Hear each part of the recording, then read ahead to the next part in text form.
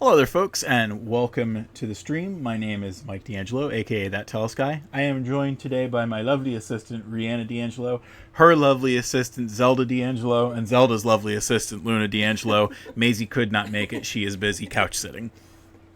We are going to be talking about the villains of Tellest today. A little while back, we did our first set of heroes with the 9. We are going to be looking at the villains a little bit more closely.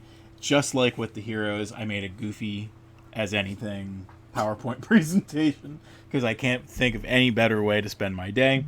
So we are going to just take a step forward here and we'll take a look real quick. Oh, you know what? It would help if I was on the PowerPoint. We'll take a real quick look at our villains. So this is our lovely set of villains. Rihanna can't see, even with her fancy new glasses. I'm here.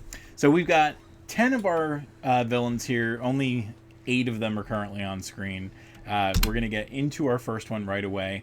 The thing that we're going to be talking about in today's stream is the 10 villains from the legacy books in the Tellest universe. This is from the original timeline that technically is no more. And then we'll talk a little bit about how the characters change in the new variation of the timeline. So we're looking at Juramentado first. He's really the big bad of the first book in the Tellest universe that we had ever written, The Bindings of Fate. Juramentado is responsible for the death of Chaos Kriegans, his parents. He thinks that it's, that he's responsible for Adelia's. Oh no! Back away!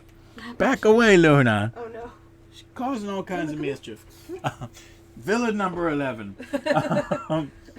Luna the Destroyer. the Destroyer. Don't sit on anything. So Juramentado, responsible for the death of a lot of people, and basically the big first bad in the Tellest universe. There's a lot of little bad guys that show up who we'll see in this list, and Juramentado is known for his necromancy abilities. He, throughout his only appearance in the Tellest universe was just beating the crap out of people using a lot of, undead magic and things like that. What you looking at? His hand. His hand? Yeah. I know you didn't like that when we first were working on it. I thought he had too many fingers. It's not that he has too many fingers. I know the fold in the glove. No, well, it's not. I don't think. I think the problem was you thought it was like he was doing Dawn dish soap, Right. and it ended up radioactive. That is not the case. It might be the case in the new timeline. It's a possibility Just for sure. shoved his hand in some Pepto. Yes. Pepto-Bismol. I like the way it tastes, and I like what it does to me. So the Juramentado that you see here, actually all the characters that you're going to see in tonight's Talking Tellest, they are not quite the same characters that we saw when we were in the Legacy universe. You okay? Yeah. It was just a breath. I'm just breathing. Just trying to breathe. They're a little bit more gray. They're a little more shades of gray and a little less, distinctly, black. Even then, some of the... Well, yeah, I didn't want to say white because none of them were white for the most part. The problem with that statement is that there are 1 or 2, maybe 3 characters who were kind of on the lighter side, but certainly in the new timeline, there's a lot more variety to why these people are fighting, what they're fighting for, that sort of thing. No one's lawful evil. Chaotic evil, perhaps. I would say most of these people they're not in the evil alignment setting at all. In the new timeline, a lot of the reason that Juramentado was evil in the original timeline was because he had the God of War talking in his ear. He does not have that going for him anymore. So, and there's the whole thing about the new timeline is what makes it expand the way that it does is there are no gods. They exist, but they haven't been seen in some time, with the exception of a very few people who think that they can have these conversations and things like that. And a lot of these villains you conceptualized as a young man who probably thought of things a little bit more in black and white instead of all the the grayness that comes with age. A little. Wisdom. That could be true. So let's move away from German Tato, and we'll move on to the second villain of our set. Every one of the villains that we're seeing here, they are being seen from the perspective of chronology when they showed up in the Tellest books. So the second person that technically the third person that we saw, I think they showed up in like the same chapter. But the second person that we're seeing here is Renault Fowler, who is, at the time that you meet him in the books, just a nobody. And we decided, the same way that happens in a lot of the works that, we're dabbling in now, people get like call-ups where they become more important as they go. So like even somebody who has, like no lines can end up making their way up into something that's much more important. I'm working on a story at work now where somebody, their whole shtick is just that they're injured, they're suffering, they're crying out, but like no words or anything like that. And within a couple of chapters, we ought to see them expand, into a more fuller, fleshier role. He doesn't need words to scream fabulous with that cape. That's true. So that cape actually is, you can't tell because it's on the side, but that is the Kaltari symbol, like the white bull from Karthus. It's got a gold look because he's the prince of Karthus along with his brother. Renault didn't have a power in the original book. He does now. Obviously, you can see that strand of light. We gave him the ability to kind of like create like whips out of nowhere that gives him a little bit more of like a mobility skill. Because a lot of people have, magic that's, projectile magic and things like that.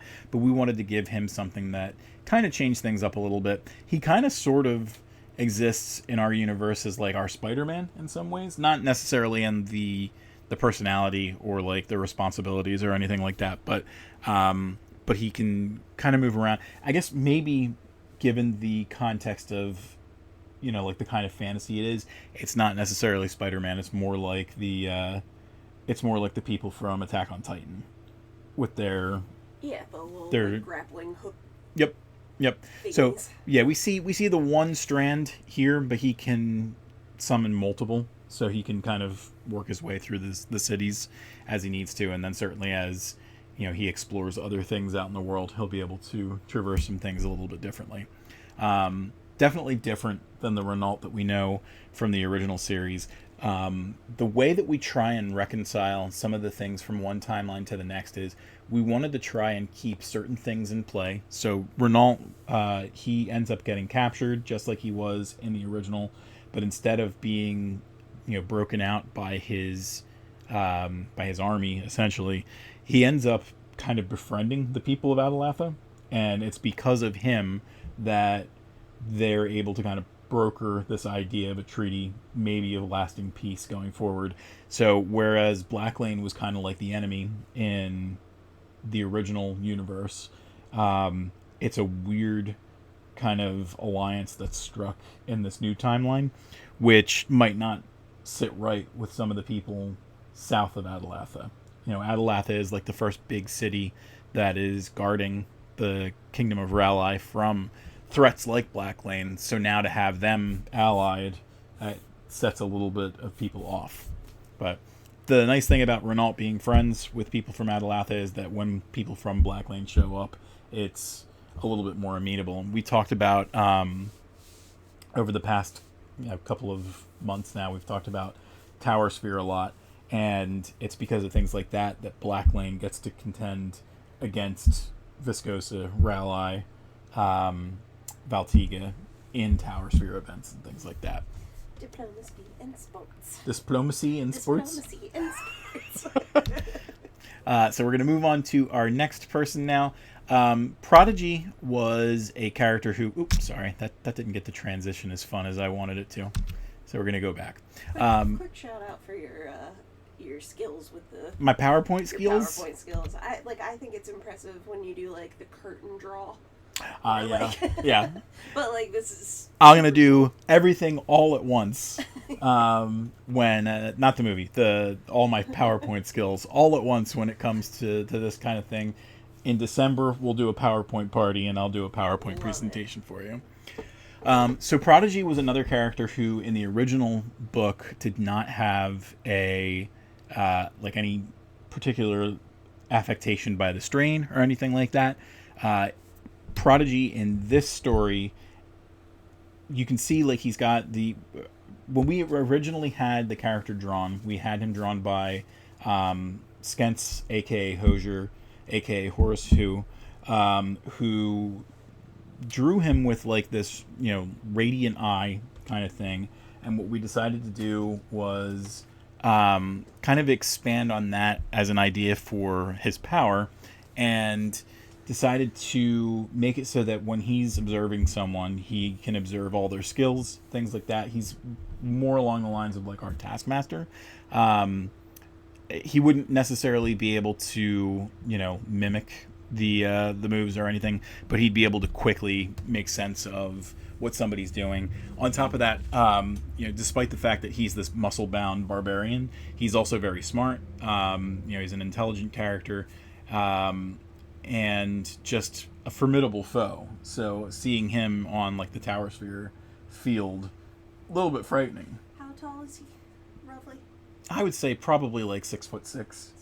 Yeah, him and Scherner are pretty evenly tall. They're about the same height.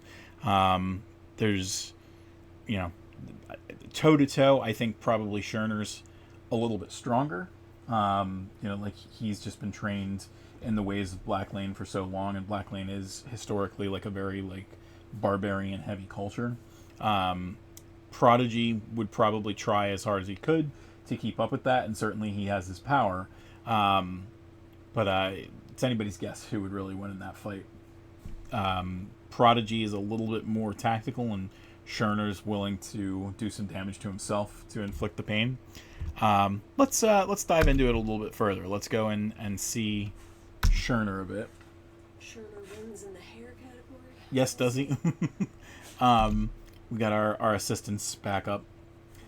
So here we see Scherner. Again, we see the little symbol of Black Lane. Are you seriously going to yap at us?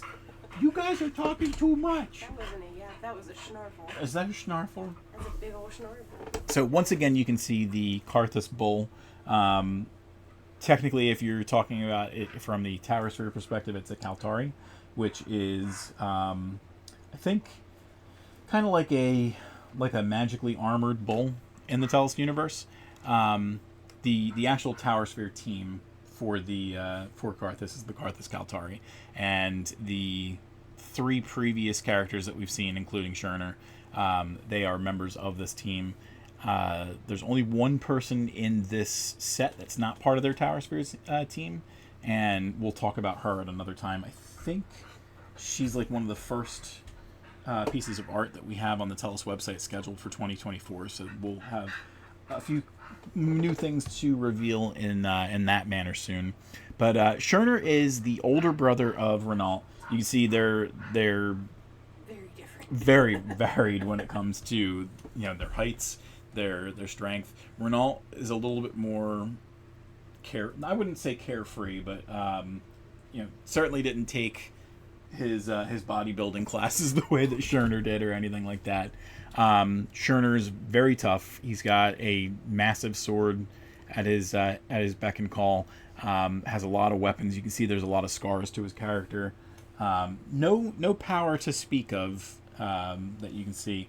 One of the things about Black Lane that we haven't really discussed yet is they're not exactly very welcoming of people who have the strain. They're not happy with people that have magic. In both the cases that we've seen so far, Renault and Prodigy, it's easy for them to kind of hide the fact that they're quote-unquote afflicted by the strain. Renault doesn't have to summon his, whips of light, and Prodigy doesn't have to have his eye glowing or anything like that. So it is a situation where they can hide the various aspects of themselves. And that's not to say that it doesn't end up in someone's favor all the time if they have a power. Black Lane is nothing if not hypocritical in some ways. So, like, one of the characters that we'll see later uses his powers for the Black Lennian army to great effect, and they're not going to tell him, no, how about you don't do that? You know, he's working for them. Makes a lot of sense. So we're going to step away from Black Lane for a little bit. These were still villains from the first book in the Tellest universe. They were just affiliated a little bit differently. The first person that we're going to see is Rathley Kane. Rathley is a character that does have the strain. He has the ability to teleport by line of sight. When he does teleport, he leaves kind of like this blurry trail to where he's going. So it's almost like he's speeding to where he's going instead of teleporting, but it really is a teleportation mechanism. We back in the day when we had our first art made for Rathley, I was doing some like little goofy things in PowerPoint. I'm sorry, not PowerPoint, in Photoshop to kind of convey that blurry look. But you can see here our artist for Rathley, in this case, Warren Zuen Lee, he made a much cooler version of the teleportation mechanic here. So would that be, hypothetically, if like somebody were shooting arrows at him and he teleported, they would be shooting kind of at the blur, but it would not affect him because Yep, because he leaves like a little bit of a trail behind him. Like right now, like you see in this, you know, sort of dynamic pose and everything, you've got the two kind of little echoes of him back there, but he usually lingers around a little bit more. Like it's almost like a dizzyfying effect for someone to look at it. So if he was teleporting around the field, there's a very good chance that someone sees like the specter of Rathley and shoot at that, and like you said, completely miss because he's already moved on. So good in battle, not good at thieving. Right, yeah, he's not exactly able to some residue. Right, certainly. Now, and it doesn't linger forever or anything like that, but it is long enough for you not to be able to get away with that kind of thing. And then the next character that we'll show off is actually Rathley's father, Essex. Essex was kind of presented as the... Oh, Rihanna has been knocked over by her assistant. Essex was kind of presented as the big bad in the in Bindings of Fate. The idea was that he was kind of set up as the person who was calling all the shots. But again, Juramentado was kind of working for himself. He had the God of War whispering in his ear, telling him what to do, telling him who to hurt, and was responsible for a lot of the reason that Essex and Rathley hated Chaos Cregan as much as they did. Despite the fact that Chaos was only 23 years old or whatever, the idea was that based on what he had said, based on what Juramentado had told them, Luca was responsible for Essex's wife and Rathley's mother dying, which kind of set that off into, hey, we got to kill this guy for revenge, that kind of thing. Just a quick note. I'm going to be quiet for a little bit because she knocked me onto the dumbbells. Of the weights? Yeah. Oh, my assistant is hurt. I feel like Luna is just causing all kinds of mischief right now. So one of the things about Essex is he also has the strain.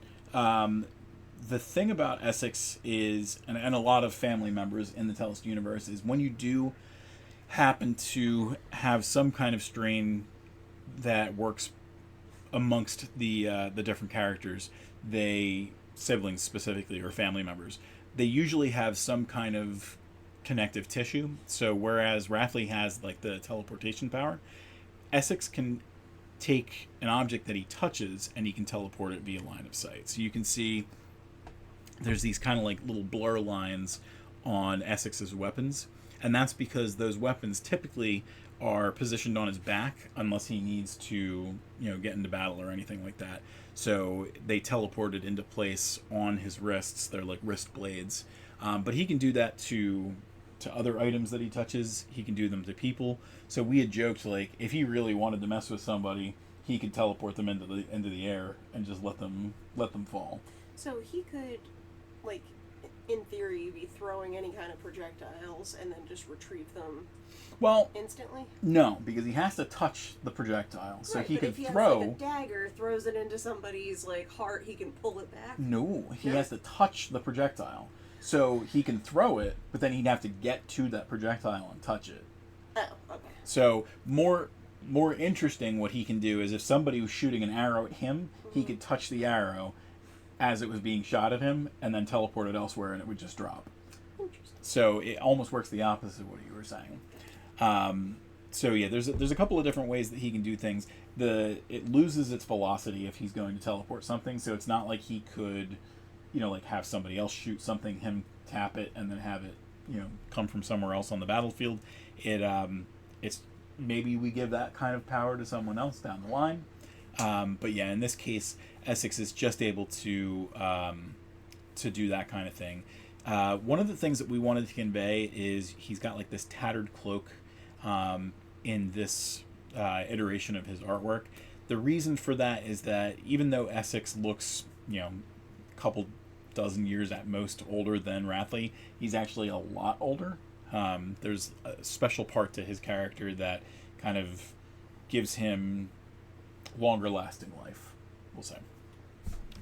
So that actually ended the first book. That was the characters that we introduced in the Bindings of Fate, and then we got into villains from As Darkness Falls, the second book.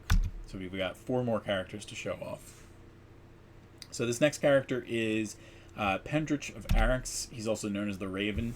He is probably one of Blacklane's most well-known and celebrated heroes.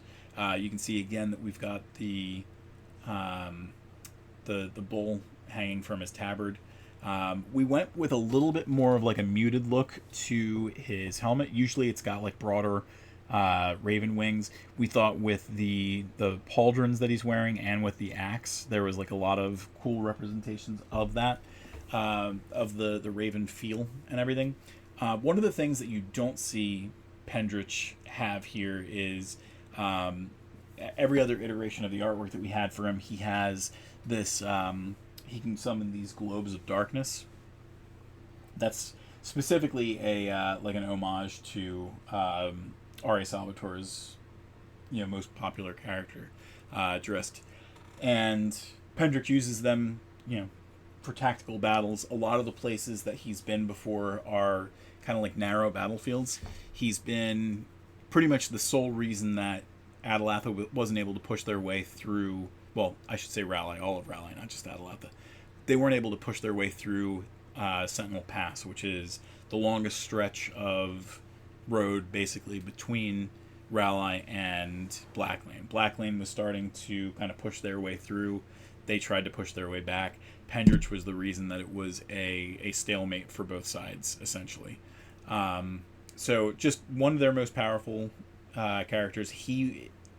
If it was going to come down to it and the Karthus Kaltori had their Tower Sphere team, he would very likely be the captain of it. Is that her responding to a whine downstairs? Maybe. Anyway, what do you think about Pendrich? Daddy. No. I was going to ask, how old is Pendrich? Like, how old would you say he is? I would say he's probably between late 40s and late 50s. Okay. He's definitely one of the older heroes on here. He's older than Juramatado. Not quite as old as Essex, because as we said, like Essex, he's aged up beyond, right. what we see here. But very decorated. Yes. Man. Yep. We're going to go to a trio of other characters who showed up in As Darkness Falls. They were from not only another kingdom that kind of added a little bit of a dynamic feel to everything in that original book series, but also another continent. And we didn't really give them a lot of flavor in As Darkness Falls. That changes in a big way in the rewrite. So they come from Valtiga, which is a place in Savion. We've played around in Savion a little bit so far with Kayonani and one of our Halloween tales, Blood in the Sand, things like that. Valtiga is very much like naval mercenaries and pirates and things like that, so we've definitely got piratey feelings for these two brothers, the Orion brothers. Retros Orion is the character that we're looking at here. Very much like the tactician of the two brothers. in the original series, he was kind of like the commander of the Savion army. There's not really a Savion army anymore because there doesn't need to be. What he's kind of got going on for him is he's doesn't have a strain. None of these three characters from Savion that we're going to explore are affected by the strain, but there's a little bit of magic going on between the two brothers. So Retris, you probably can't see it too well off the stream, but one of his eyes was gouged out in a battle, in a brawl, something. And instead, what he has is a jewel in his eye now. He doesn't wear an eye patch over his eye or anything like that, but what we've discussed the jewel being able to do is it allows him to change his appearance. Doesn't change his voice or anything like that. He doesn't go full Mystique where, like the biological parameters of his voice change or anything like that. It's just the appearance. A disguise. Does it change his clothes? It would not change his clothes. Okay. So he couldn't be like an old woman unless he had like a cloak over top. Right. So, like I said, tactician. So he'd need to be a little bit more thoughtful about what he was doing. One of the other things that you'll see here is he's definitely dual wielding some weapons here. He's got a hand crossbow and he's got his sword. Originally, when we were working on this art, the crossbow was designed as a musket pistol, and we're not quite at that gunpowder age in the Tellest universe yet. We're working our way towards that, and in the original trilogy, we were at a point where like gunpowder was invented, but it wasn't used, excuse me, in guns, cannons, anything like that. But as we draw a little bit closer into the future of this world, that is going to come out, and it's going to kind of change things up. Is it going to be like fireworks?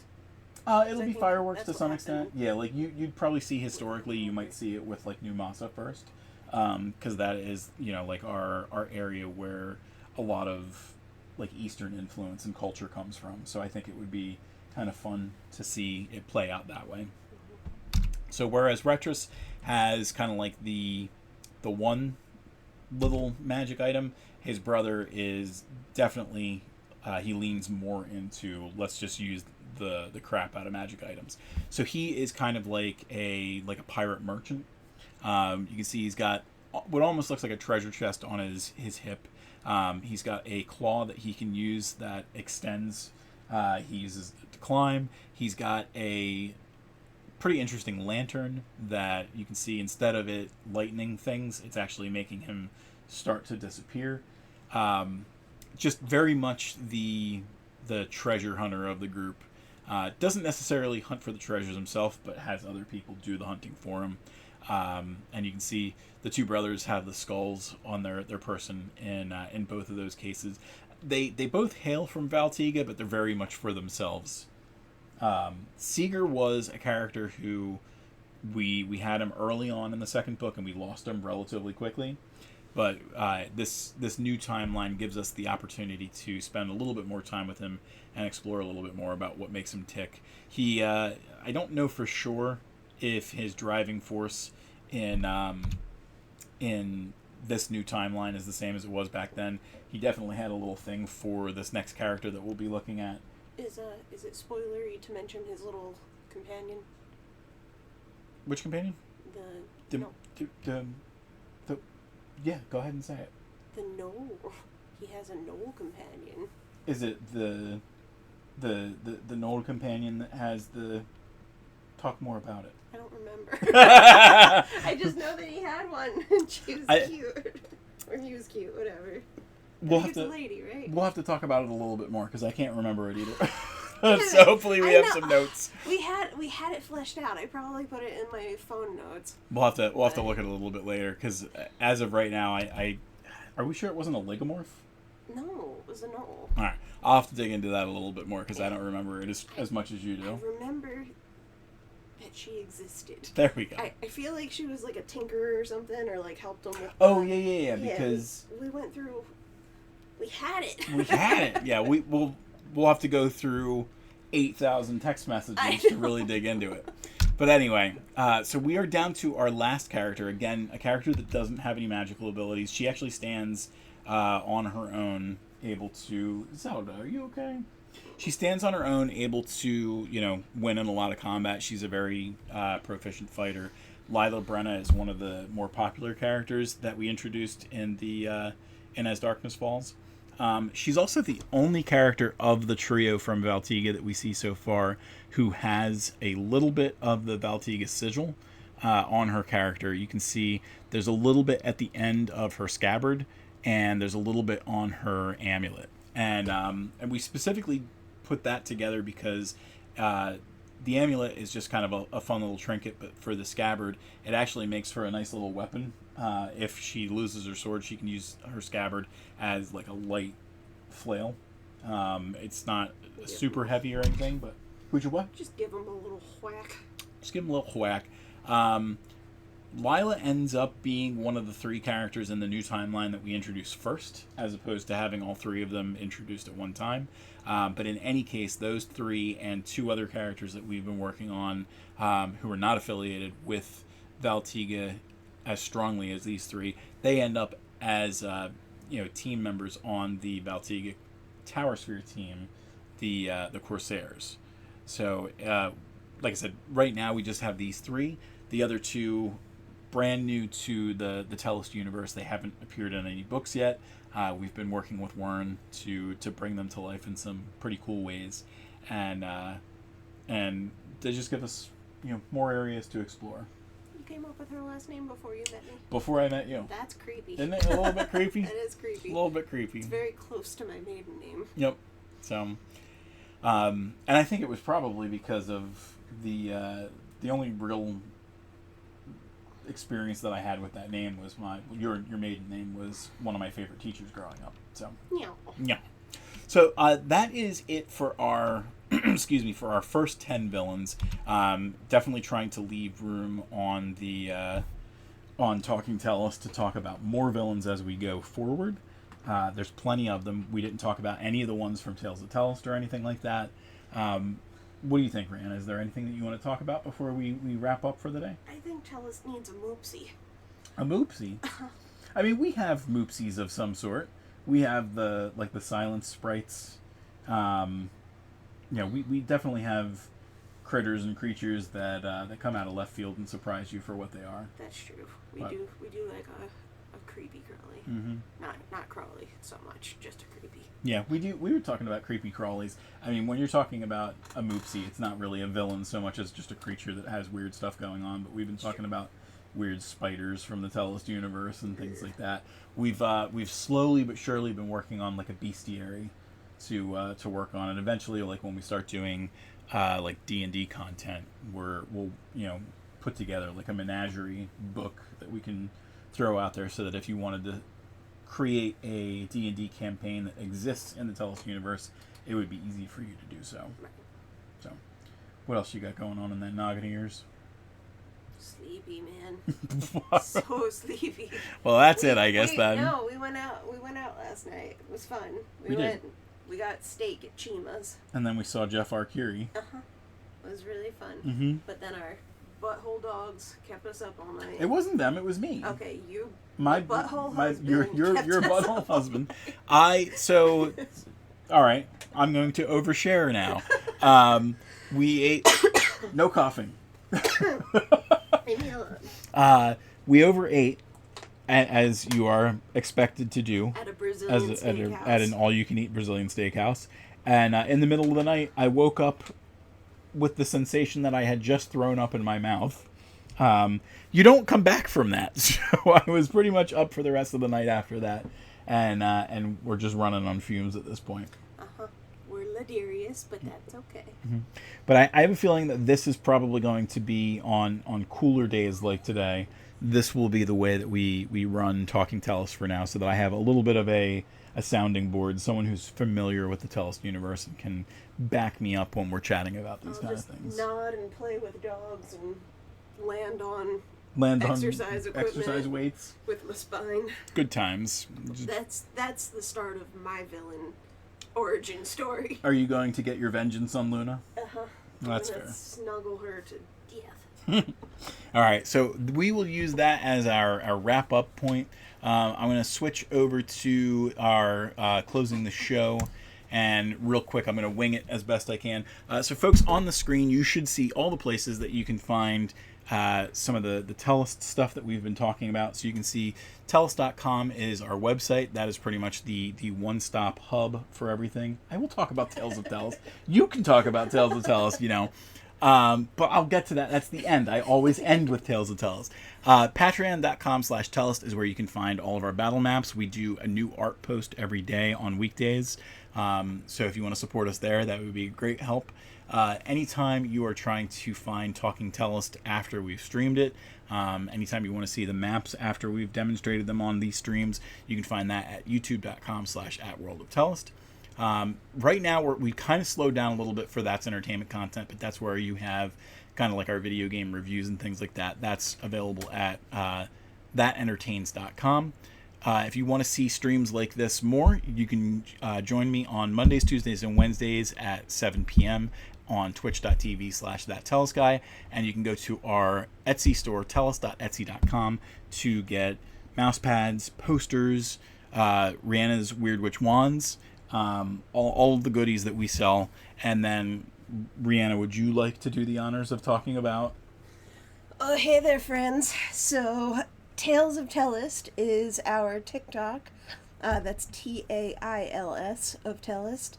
It is dedicated to our doggies. We have 3 of them. We have a old Chihuahua named Zelda. We have a rat terrier mix named Maisie, who's our middle child.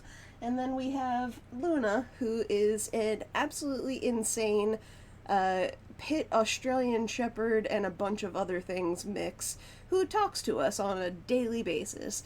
You also get to see Michael being absolutely goofy and adorable with his fur children. It's wonderful. So check it out. Yes. We don't make money on it. I just want to share joy. Sounds good. So at that, we will pop over to the Until Next Time screen. And yeah, I guess until next time. I miss you. I miss you too.